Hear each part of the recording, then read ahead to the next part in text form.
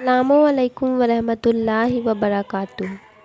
دوستو، قرآن پاک کی بے ادبی اور قرآن پاک سے چھیڑ چھاڑ یا اس میں بدلاؤ کوئی نہیں کر سکتا، کیونکہ قرآن پاک کی حفاظت کی ذمہ داری خود خدا نے لی ہے۔ لیکن پھر بھی کوئی قرآن پاک کی توہین کرتا ہے تو اسے انجام بھگتنے کے لیے تیار رہنا پڑے گا۔ آج ہم آپ کے لیے ایسی ہی ویڈیو لائے ہیں، آئیے دیکھتے ہیں قرآن پاک کی توہین کرنے والوں کے ساتھ کیا ہوا۔ لیکن اس سے پہلے میرے چینل کو سبسکرائب ضرور کر بسم دیں۔ اللہ الرحمن الرحیم۔ السلام علیکم۔ مکتب ٹی وی کے دیکھنے اور سننے والوں کو دل کی تھا گہرائیوں سے خوش آمدید کہتے ہیں۔ دوستو، اللہ تعالیٰ کی پکڑ بڑی سخت ہے۔ جب انسان اللہ تعالیٰ کی سرکشی میں حد سے بڑھ جاتا ہے تو پھر اللہ تعالیٰ کی پکڑ میں آ جاتا ہے، اور یہ پکڑ ایسی ہوتی ہے جو رہتی دنیا تک عبرت کا نشان بن کر رہ جاتی ہے۔ آج کی ویڈیو میں ہم آپ کو قرآن پاک کی توہین کرنے والوں کے عبرتناک انجام کے بارے میں بتانے جا رہے ہیں کہ اللہ تعالیٰ نے ان لوگوں کا کیا حال کیا جنہوں نے اللہ کے پاک کلام کی بے حرمتی کی اور اللہ تعالیٰ کو چیلنج کیا۔ یہ واقعہ کہاں اور کب پیش آیا اور ان لوگوں کے ساتھ کیا معاملہ ہوا؟ دوستو، بڑھتے ہیں آج کے موضوع کی جانب اور آپ کو یہ بتاتے ہیں کہ قرآن پاک اللہ تعالیٰ کا کلام ہے، اور اللہ تعالیٰ نے یہ واضح فرما دیا ہے کہ ہم اس کی حفاظت خود کریں گے، جیسا کہ قرآن پاک ہی میں اللہ تعالیٰ کا ارشاد ہے، بے شک ہم نے ہی اس ذکر یعنی قرآن کو نازل کیا ہے اور ہم ہی اس کی حفاظت کرنے والے ہیں۔ سورہ ہجر آیت نمبر 9۔ یہ اس بارے میں آخری اور فیصلہ کن بات ہے۔ ایک مسلمان کے لیے یہ آیت ہی کافی ہے، لیکن تاریخی حقائق بھی اس بات کی تائید کرتے ہیں کہ قرآن کریم جس طرح رسول اللہ صلی اللہ علیہ وآلہ وسلم پر نازل ہوا، ٹھیک اسی طرح آج بھی ہمارے پاس موجود ہے اور قیامت تک اسی طرح سے موجود رہے گا، کیونکہ اس کی حفاظت کا ذمہ خود اللہ تعالیٰ نے اپنے ذمہ لیا ہے، اور جس کلام کی حفاظت خود اللہ کرے تو کس کی مجال کہ اس میں کوئی رد و بدل کر سکے۔ لیکن ناظرین، جو لوگ ازلی بدبخت ہوتے ہیں وہ اللہ تعالیٰ کے کلام کی تعظیم نہیں کرتے اور بعض اوقات حد سے گزر جاتے ہیں، اور تعظیم تو دور کی بات، ایسے لوگ اللہ کے کلام کی بے حرمتی کرنے سے بھی باز نہیں آتے اور اللہ تعالیٰ کی ذات کے غضب کو دعوت دیتے ہیں۔ دوستو، گزشتہ دنوں ناروے میں ایسا ایک واقعہ سامنے آیا تھا جس میں ایک غیر مسلم نے قرآن کی بے حرمتی کا ارادہ کیا، تو اللہ تعالیٰ نے ایک مسلمان نوجوان کے ذریعے قرآن کی حفاظت فرمائی اور اس غیر مسلم کو ذلیل و خوار فرمایا۔ ایسے واقعات وقتاً فوقتاً سامنے آتے رہتے ہیں، لیکن ہم آپ کو جو واقعہ بتانے جا رہے ہیں وہ ایسا عبرتناک واقعہ ہے کہ جس میں اللہ تعالیٰ نے قرآن کی بے حرمتی کرنے والوں کا نام و نشان ہی اس ہستی سے مٹا دیا، اور کئی سالوں سے ان کا نام و نشان تلاش کرنے کے باوجود دنیا کی طاقتیں ان بدبختوں کا سراغ لگانے میں ناکام ہیں۔ چلیے چلتے ہیں اس واقعے کی جانب اور آپ کو بتاتے ہیں کہ ان لوگوں نے اللہ تعالیٰ کو کیسے چیلنج کیا اور ان کا انجام کیا ہوا۔ دوستو، یہ بات ہے سن 1999 کی، جب ترکی میں تباہ کن زلزلہ آیا تھا۔ اس زلزلے کے اسباب تو اللہ ہی بہتر جانتا ہے، البتہ ایک واقعہ انہی دنوں کا واقعہ ہے جو کہ یوں بیان کیا جاتا ہے، اور یہ واقعہ قرآن پاک کی بے حرمتی کا واقعہ ہے۔ کہتے ہیں کہ ساحل سمندر پر ایک فوجی چھاؤنی تھی، اس چھاؤنی میں ایک میٹنگ چل رہی تھی جس میں ترکی فوج کے علاوہ اسرائیلی اور امریکی افواج کے افسران بھی موجود تھے، اور یہ میٹنگ کے ساتھ ساتھ شراب و شباب کی محفل بھی تھی جس میں نیم عریاں خواتین رقص کر رہی تھیں۔ کہتے ہیں کہ میٹنگ کے درمیان ایک فوجی جرنیل نے اپنے ماتحت سے کہا کہ قرآن پاک لے کر آؤ۔ وہ حکم کی تعمیل میں قرآن پاک لے کر حاضر ہو گیا۔ اب اس نے اس فوجی اہلکار سے کہا کہ اس کو پڑھو۔ اس نے چند آیات تلاوت کی، پھر کہنے لگا کہ ان کا ترجمہ کر کے سناؤ، لیکن فوجی نے جرنیل سے کہا کہ وہ ترجمہ اور تفسیر نہیں جانتا۔ اس پر جرنیل نے اس کے ہاتھ سے قرآن پاک لیا۔ وہ شراب کے نشے میں مست تھا، کہنے لگا کہ کہاں ہے تمہارا خدا؟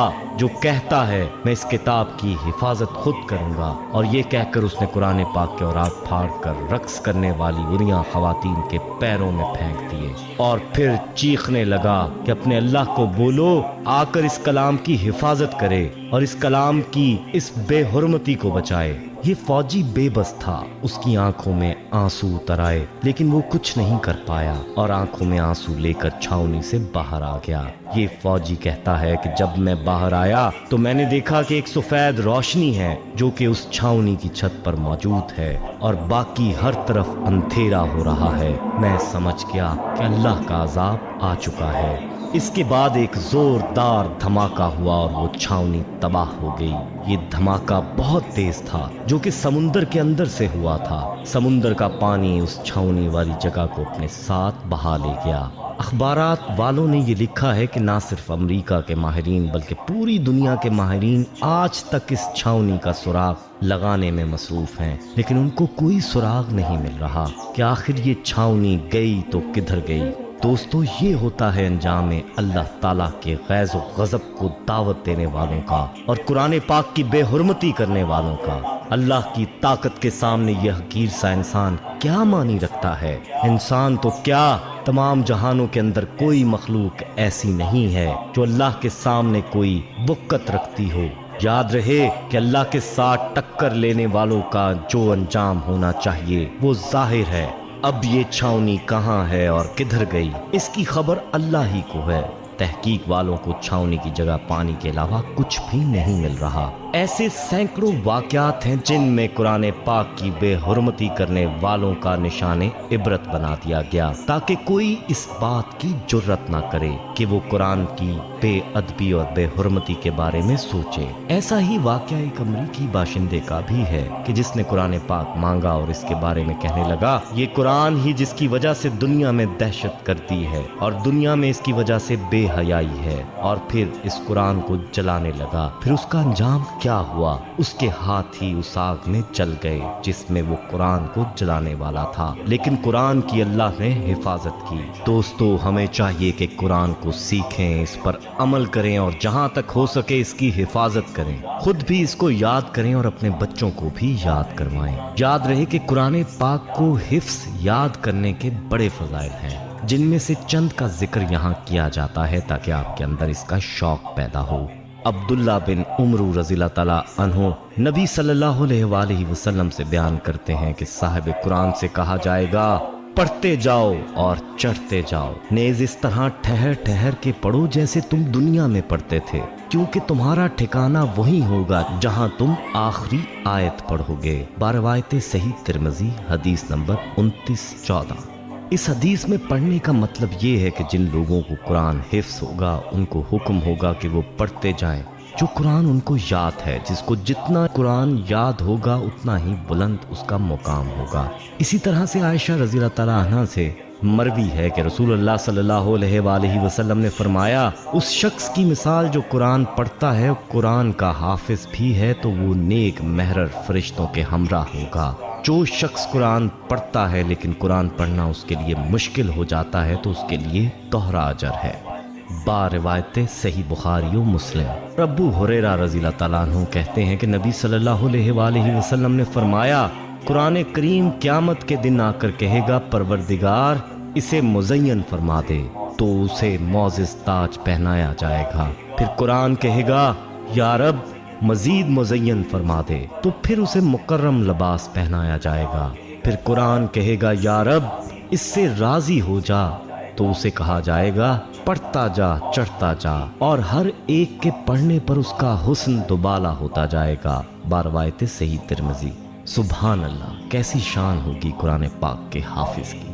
اور یہی نہیں بلکہ حافظ قرآن کے بارے میں فرمایا کہ یہ باقی لوگوں کی شفاعت بھی کرے گا، جیسا کہ ابو امامہ باہلی رضی اللہ تعالیٰ عنہ کہتے ہیں کہ میں نے رسول اللہ صلی اللہ علیہ وآلہ وسلم سے سنا، آپ فرما رہے تھے قرآن پڑھو کیونکہ یہ قرآن اپنے پڑھنے والوں کے لیے روز قیامت سفارشی بن کر آئے گا۔ تم ظاہرہ وین یعنی سورت بقرہ اور آل عمران پڑھو، یہ روز قیامت آئیں گی کیونکہ یہ دو بادل ہیں یا دو سائبان ہیں یا اڑنے والے دو پرندوں کے جھنڈ ہیں. یہ اپنے پڑھنے والے کے لیے تکرار کریں گی. تم سورہ بقرہ کی تلاوت کرو کیونکہ سورہ بقرہ کی تلاوت باعث برکت ہے. اسے چھوڑنا باعث حسرت ہے اور جادوگر اس کا مقابلہ نہیں کر سکتے. باروایت صحیح مسلم و صحیح بخاری. اب خود ہی فیصلہ کر لیں کہ ہمیں قرآن پاک کی تلاوت اور حفظ کرنے کے لیے اور حفظ کرنے کی کس قدر ضرورت ہے اور ہم اس کی تلاوت کتنی کرتے ہیں.